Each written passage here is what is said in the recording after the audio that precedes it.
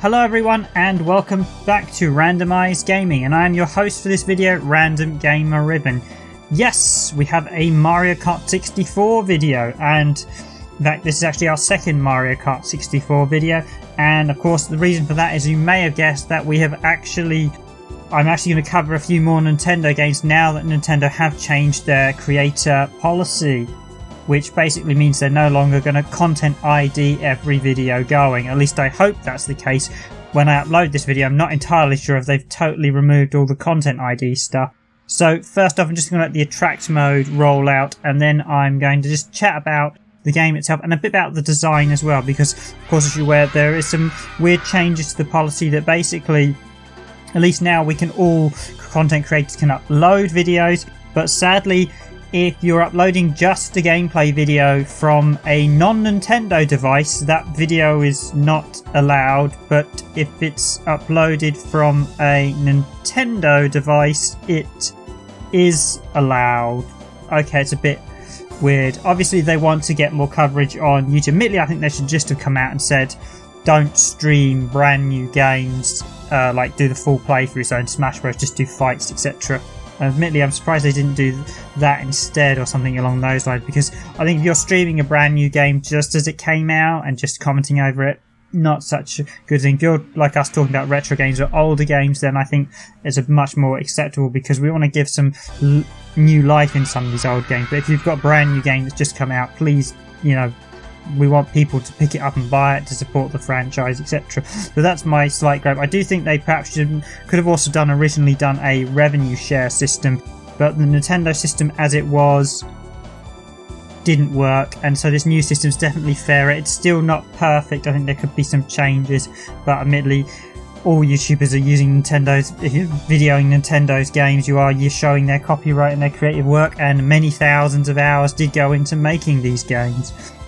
And as a developer myself, I know the hard work that goes into making a lot of these games over the years, so it's an interesting one. I think there's still going to be some debate in it. I'm glad Nintendo have laxed the policy. I think perhaps they should have had a few adjustments. I think one of the things is they wanted control over the video so it wasn't having adult content, and fortunately for us, well, we don't use adult content or anything like that, and I certainly don't swear either, which I think was one of the things Nintendo had, the creator policy. They didn't want videos full of swearing, and I do think there is a tendency. YouTube really should actually mark videos with swearing and extreme violence in them as part of their ID system, so that where you get the ratings. I think currently at the minute there needs to be a slightly better system on YouTube.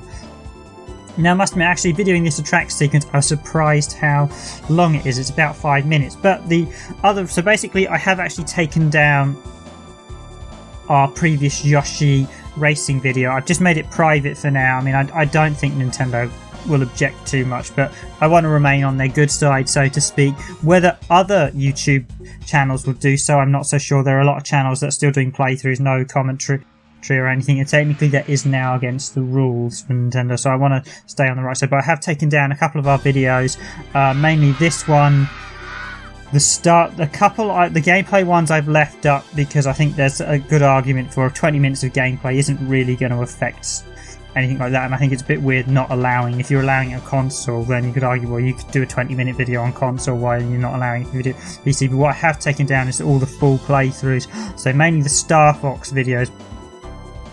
Quite a few of them have been taken down, and what I'm going to do is I will sadly have to re-upload them with my commentary.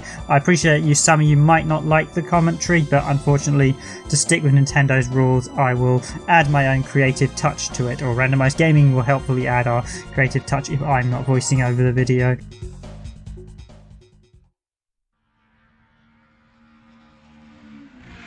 And the other reason I thought, so I was saying I've taken down the Yoshi video, I thought, well, we'll redo that. So I'm going to actually do two. I'm going to race through the original Toad Cup or Mushroom Cup as Yoshi, and then I'm going to do the Flower Cup as Mario.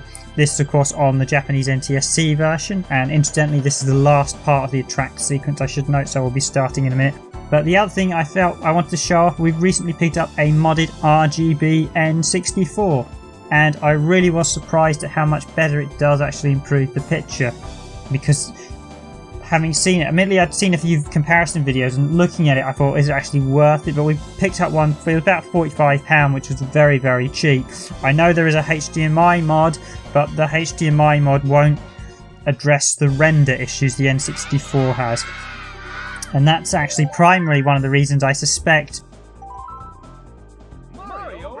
why the N64 didn't have RGB SCART, as it actually has a number of render issues with how it renders things. Like if you watch the balloons in the very first track sequence right at the start of this video, they have weird edging. I know the N64 used anti-aliasing, but it struggles to render stuff. The other thing is, most games, including this one, are absolutely full of dithering, absolutely full of it. If you even look on Mario's cap when I'm racing as him, he's actually got dithering here. Yeah, the edges of these balloons just going up now as well, they're not quite clean. Again, you look at Locator, he's not quite smooth around the edging, and it's a weird rendering issue thing with the N64.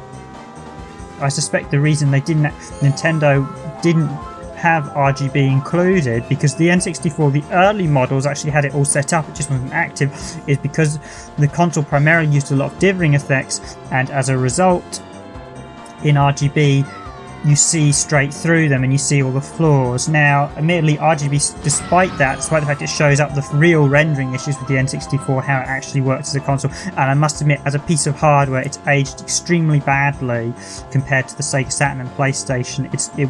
It was never a good machine hardware-wise. So even if you add a HDMI mod, I mean, I've seen a few comparison videos on the HDMI mod with the RGB mod, and the HDMI mod doesn't really improve it that much more. What really does improve it though is if you actually play the Wii U versions, they are pinprick sharp and they don't have the rendering issues the original N64. So if you could get every single N64 game on the Wii U, I would tell people not to buy a N64, I would tell them to buy a Wii U. Sadly, that isn't the case, and there are still a lot of N64 exclusive titles you cannot get on any other system. Even Nintendo haven't re-released a lot of their classic N64 games.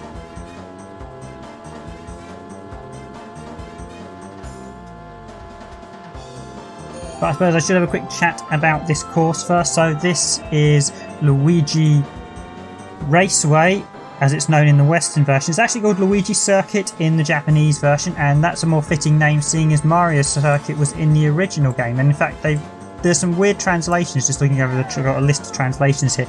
They seem to have made some odd naming changes with this compared to Super Mario Kart. It seems like the team that translated this hadn't played the original, so there's some inconsistencies with the naming, where certain stages that clearly come back from the original game haven't been renamed correctly, so that was one boo-boo by Nintendo. So for instance, in the Japanese version that you're seeing here, this is the Japanese version, this is called Luigi Circuit, which is fitting with Mario Circuit from the original game, but in the Western version it's called Luigi Raceway for some reason. Poor decision, I don't know why they changed it. But it's very much a straightforward, easy racetrack, and it's a really good way to get players into the game. I think one of the reasons Nintendo did do very well with Mario Kart is at least the game is very welcoming at first, certainly on 50cc. When you start getting to the harder difficulties, however, things get a bit more interesting. Primarily because I wouldn't call Mario Kart a racing game, I would call it an AI chasing game, because you are constantly being followed and chased by the AI. No matter how well you do, it will keep up there with you. Even if you're cheating and whatnot, it will boost up to you. It has slow car booster on, there is no escaping from it, and it is a real disappointment. Because of that, the AI is one of the reasons I don't particularly like the Mario Kart that much these days. The original game, you could lap almost all the competition, but in the later games, a lot of them, Mario Kart 8 I can, and a lot of them you can really struggle to lap them, because the AI will just literally turbo boost and catch up. You'll just see it, and a couple times on the map, and you pay attention to the map, and I get ahead, you'll just see the AI suddenly just zoom up, and that is just poor design. That really is poor design, and one of the many reasons why I don't like a lot of aspects of Mario Kart. There are some great elements like the track design here. This is Moo Moo Farm, or Moh Moh Farm as it's called in the Japanese version, and this is very reminiscent of Donut Plains, oddly enough, from the original Super Mario Kart with the jumping up moles, etc. Like the design, I wouldn't be surprised if this was pretty much based on donut planes with just a few minor changes.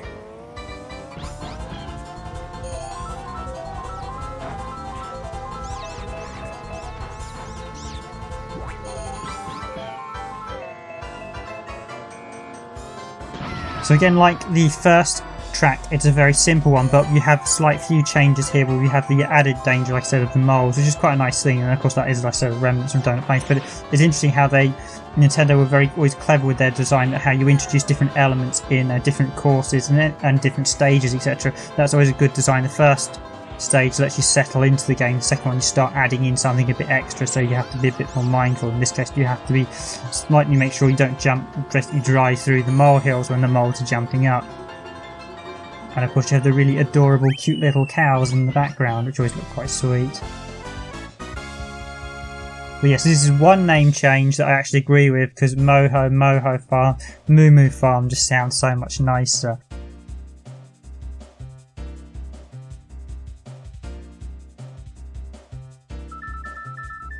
Now next up we have Noko Beach, or Koopa Troopa Beach as it was called in the Western version. It's clearly a course based on Koopa Beach. I don't know why it was just not called Koopa Beach in the Western versions. It's funny, in Super Mario Kart it's called Koopa Beach, but in the Western version it's actually called Koopa Troopa Beach. But this is Noko Beach in the Japanese version.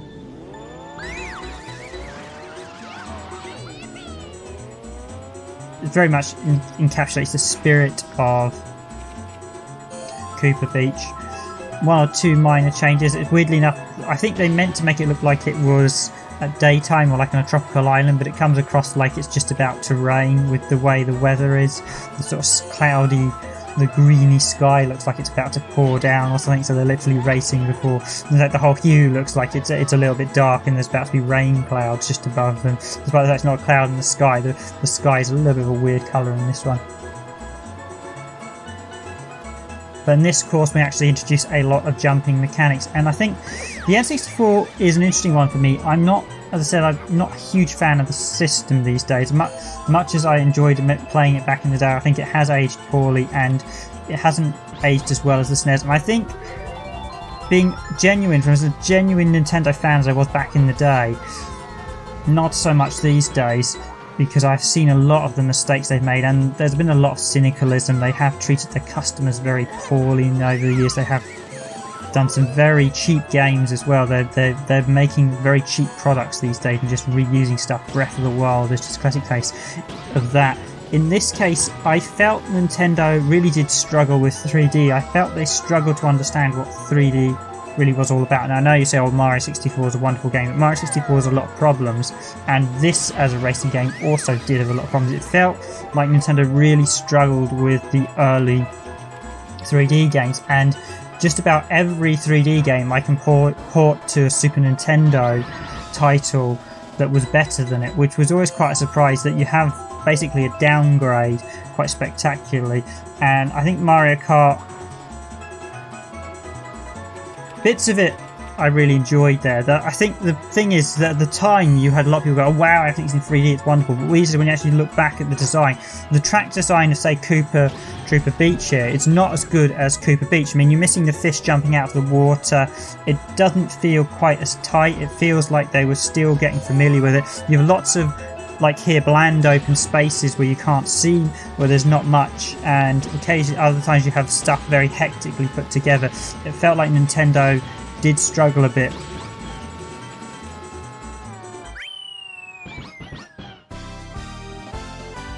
And I think they continued to struggle even into the GameCube era and a bit into the Wii era. I think some of the Wii outings were, well, the Wii as a console, although it was hugely popular, the quality of games really was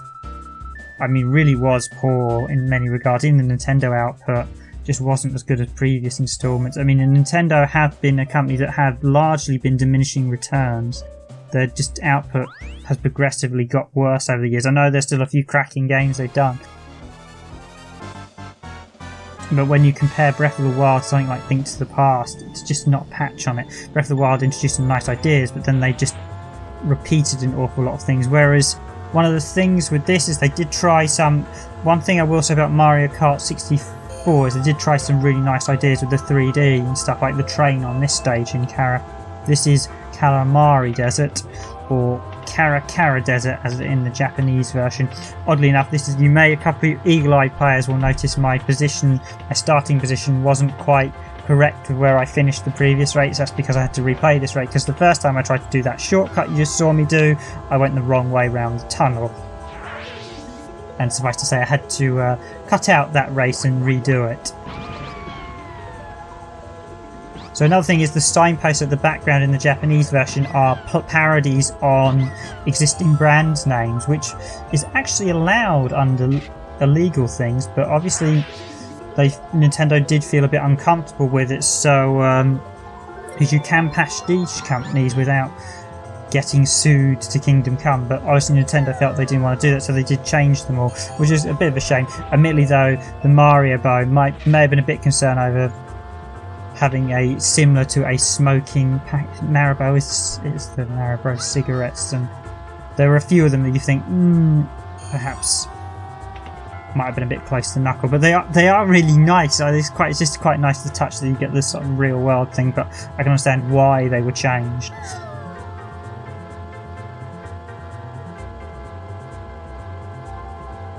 But this stage, as I said, the train is really, really nice, and it was really nice to see. Admittedly, I think, this did it before Daytona USA. Daytona USA CCE had a moving train in the Desert Canyon stages, but this came out first in Japan.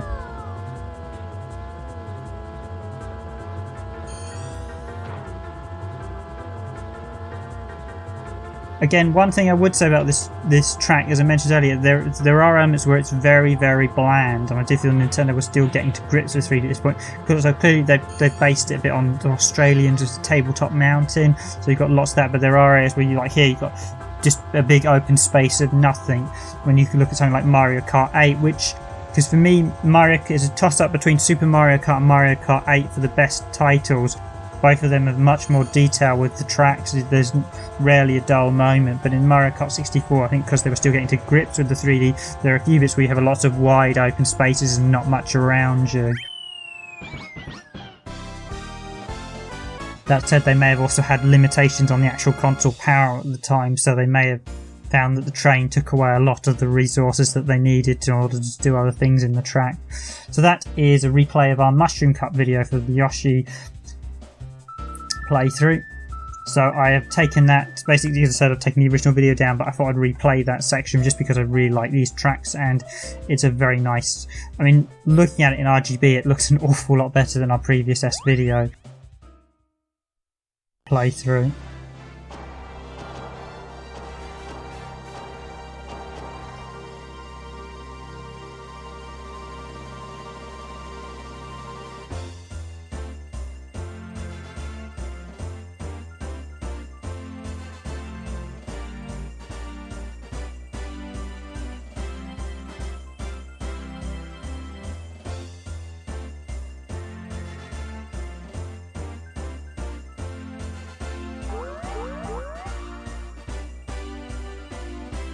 And keep an eye on Mario's cap, because you can actually see the dithering on his own cap because of how the texturing is. As the Moo Moo Farm stage, I think there's an awful lot of dithering in Moo Moo Farm. A lot of the stages you will see the dithering made very clear because it's not running under S-Video and Composite. And that is an issue with just about every N64 game. There are a few games that do have very sharp pictures. We've been playing through a whole host of them. 3D games generally had some sort of filters on it, so you got that slight blur. I know Quake has the option to remove it, which is one of the few 3D games to remove the anti-aliasing. You can use GameShark codes now. People have discovered GameShark codes, but not everyone's discovered a GameShark code for every game to remove some of the filtering. But a few of the 2D games, certainly StarCraft 64 we tried, looks absolutely near pretty much perfect. Yoshi's Story looked very good as well. Rogue Squadron, of course, Factor 5 really did get the best out of the N64, I must admit, and they even did a few. They're actually credited on one of the Pokemon Stadiums as well, Factor 5, and the Battle for Naboo Factor 5 did as well. They're two of the best looking games. They really do clear out a lot. They don't use the anti-aliasing, so they look pinprick sharp. So this, as you saw, is Kinopio Highway.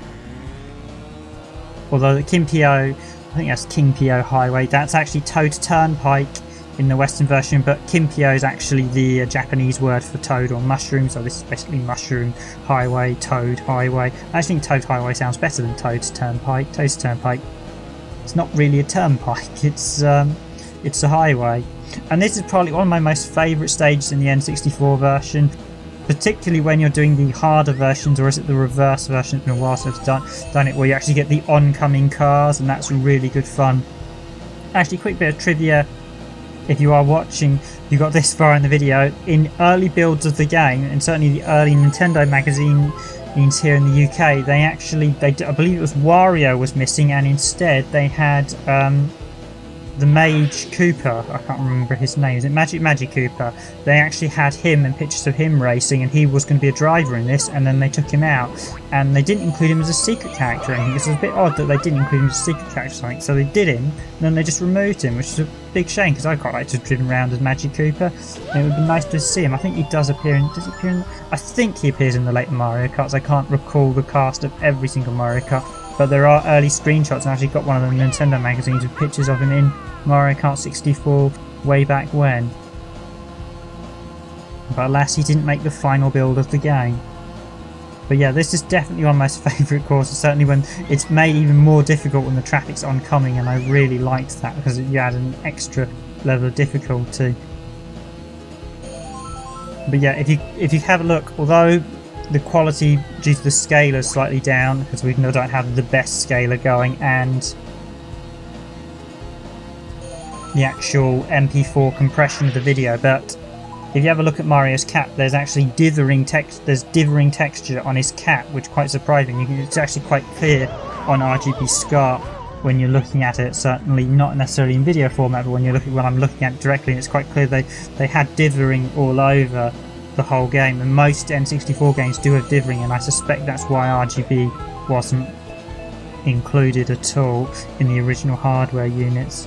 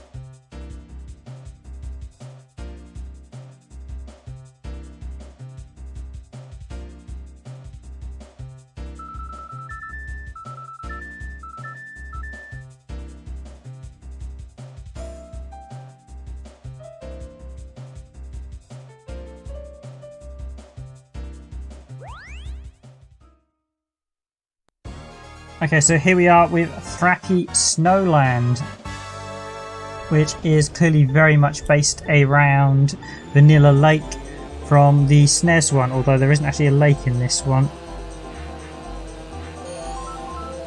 Now, I do love the fact you have some wonderful little snowmen in the course here.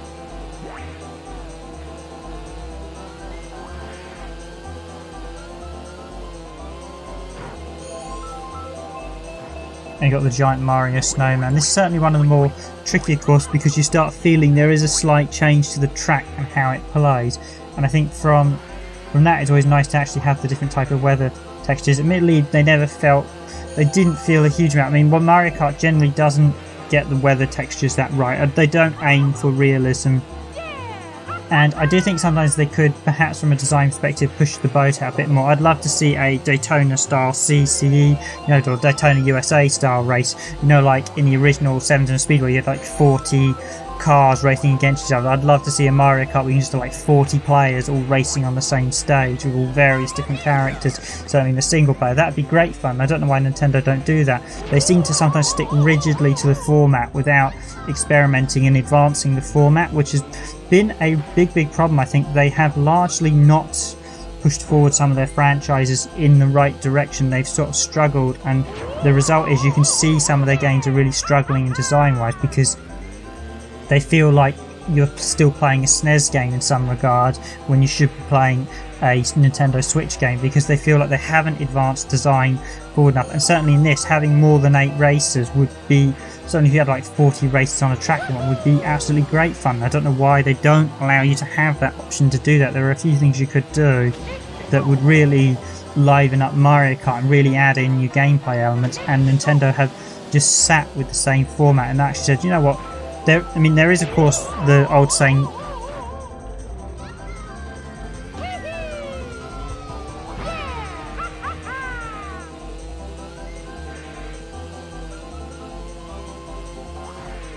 don't fix what isn't broken.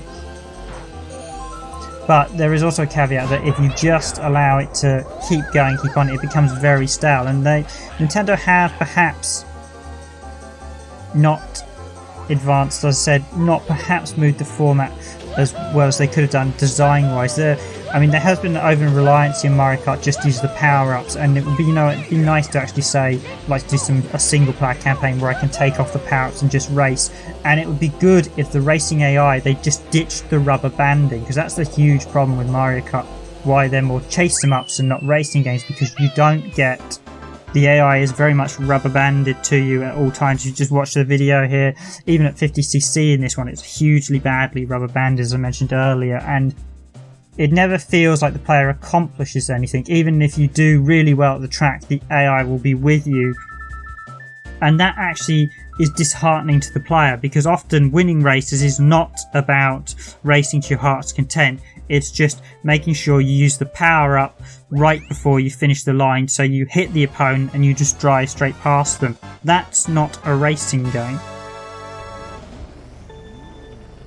That is a tactical chase 'em up / combat driving game. And it does lose a lot of the fun, because it disheartens it if you just want to have a fun race and just see who's the best racer. You can't do that in the single player, and I think Nintendo do need to change how the AI works completely in the franchise, really, to push it forward. I know these games sell time after time, they will always do, but I think they'd sell much better if they actually started to improve things and add in new functionality and move away from some of the tried and tested things that have got really stale and don't actually necessarily work. But the problem is, I think too many Nintendo fans lap it up regardless, so Nintendo thinks, oh, that must be fine, when actually they need someone to say, no, this is rubbish, get rid of it. What was it, 120 shrines in Breath of the Wild? That was just terrible design. Was it a Nintendo employee manager had said, no, this is rubbish, get rid of them, we'll get some new people in, do something a bit more original. And why do swords break and weapons in Breath of the Wild break after 10 swings? Patch that so we have a proper degradation system. But they didn't, they've kind of stuck with it. It sells well, because there is always an anticipation, but I think Nintendo are very slow to actually pick up when they need to make changes. Now this is, of course, I should say, Choco Island, which, it's Choco Island, isn't it? It is Choco Mountain. Choco Island is the one it's based on from the Super Nintendo. This is quite a nice stage in the fact you have the rocks coming down, which is quite good fun. Interestingly, I was having a discussion a little while back about whether the tracks were too thin in some games or too wide. They were saying in the new Mario Kart games they were too wide. In this, I'd say they're quite wide as well, so you've got plenty of room to manoeuvre. I think in some of the later games perhaps they might be a touch wide, but I think at the same time you also want to give the player plenty of room to avoid power-ups being dropped by the enemy, so it's purely mainly based on your skill as to whether you get hit by them or not. And as you can see here, quite often I hit power-ups because my driving at the minute is a little bit rusty. There are times where I should have missed them. Like there, I should have gone straight past Luigi, and I shouldn't have hit that banana skin either, but I did because my driving is not quite there. So I think that the length's about right, and I think it's just more a case of you want to leave it up to the player's skill to decide whether they get hit by a power-up or whether they win the race.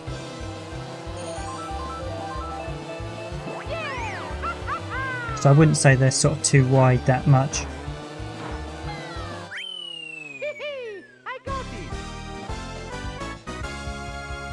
Quite a nice track with the falling boulders, although I did think there is some blandness for some of the tracks in this one. I suppose that was probably due to the limitations at the time. I think of a lot of the Mario Karts, this is probably one of my least favourite ones over the years. This has diminished in my opinion greatly as the more I play it. I think, you know what, it does feel a bit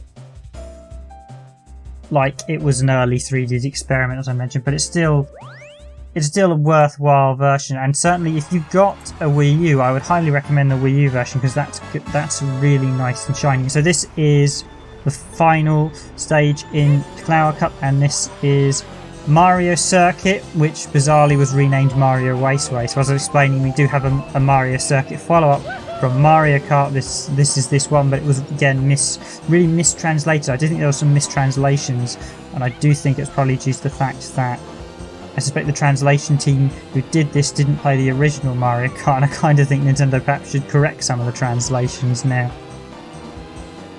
to keep the series consistent. But this is actually quite a nice stage because you do have quite a tricky track design, and there's quite a lot going on. There's quite a lot of obstacles around the course. Certainly you have to be careful with the swerve turns there because you do have the piranha plants in your way.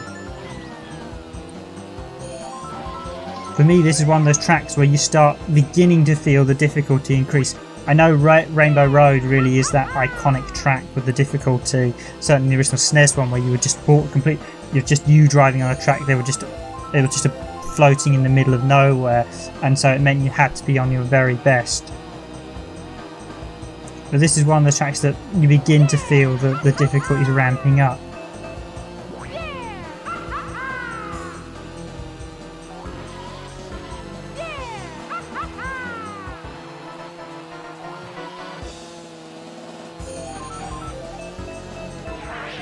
I mean, as from a perspective, I would say Mario Kart 64 probably has aged worse than Super Mario Kart, but that's not to say it hasn't aged badly. It's still it's still a very good game. It's just not perfect. And Nintendo always, what I regard as Nintendo have a habit of even when they make bad games, they make very polished bad games. And I suppose that was the case of Breath of the Wild. That's got a lot of really bad design decisions, but it's still a very well put together game. So it kind of hides all the flaws, and you tend to still get all the fans raving about, despite the fact they often rave about perhaps games that are very, very overrated. And certainly I think with Nintendo, I think that has been the case. They have relied too much on their fans these days, who have perhaps clung. I mean, as a Nintendo supporter sort of myself, I do feel Nintendo I do feel Nintendo have lost their way a long time ago, and I much prefer Sony's consoles these days. To be honest, I just think the PS4 is a much better console than the Switch, and I think Nintendo really need to reinvigorate their games with some fresh ideas.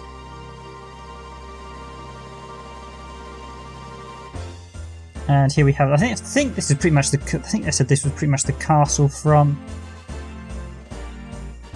Super Mario 64. So yes, that's been my commentary. I've tried to stick to gameplay designs, but I do know I have gone on a few side topics. I think it's worth mentioning. I think certainly RGB, this will be the first. We are thinking of doing a proper RGB video, but I thought I just wanted to show it to you, see what you think, see if you prefer the look. Admittedly, said we do lose some quality because we're running it through a scaler, and we're also having to compress to MP4, and you will always lose quality when you're compressing video files.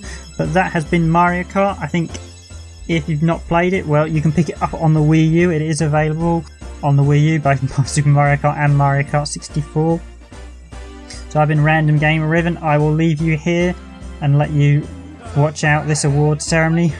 Thank you for watching, and as always, subscribe to the channel and hit that like button if you enjoyed that video. Again, apologies if you wanted a non-commentary version, but we do have to include it as part of Nintendo's new guidelines.